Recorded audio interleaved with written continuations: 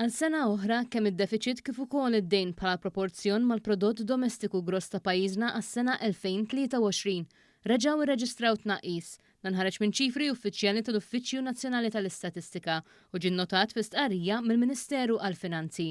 Fil-fatt, pubblikazzjoni tal-NSO turi kif iċ-ċifri juru li d-deficit ta' pajjiżna naqas minn 5.5% fl-2022 għal 4.9% fl-2023 li jfisser tnaqqis ta' 0.6 punti perċentwali.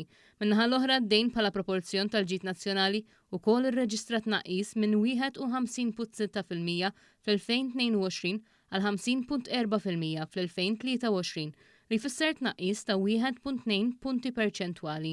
Dawn iċ-ċifri fiskali huma saħansitra aktar pożittivi minn dawk imbassrin fil-budget li għadda fejn għas-sena 2023 kien imbassar li d-deficit bħala perċentwal tal-PGD kellu jinżel għal 5.0% fil-waqt li d-dejn kellu jkun 52.78%.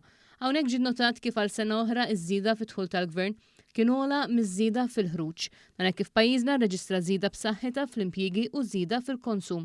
B'hekk minkejja l-għajnuna kollha li l-Gvern ta' u għadu qed jagħti fis-sussidji tal-elettriku, il-fuels, il-gass u ċ-ċereali kif ukoll fit-twettiq ta' diversi proġetti kapitali pat-titjib fl-infrastruttura tal-pajjiż u proġetti ambjentali xorta rnexxielu jnaqqas id-deficit. Ta' min wieħed jinnota li d-dejn ta' pajjiżna hu ferm iżjed baxx minn dak li tirrikjedi l-kriterja tad-dejn tal-Unjoni Ewropea, dik ta' 60% tal-PGD.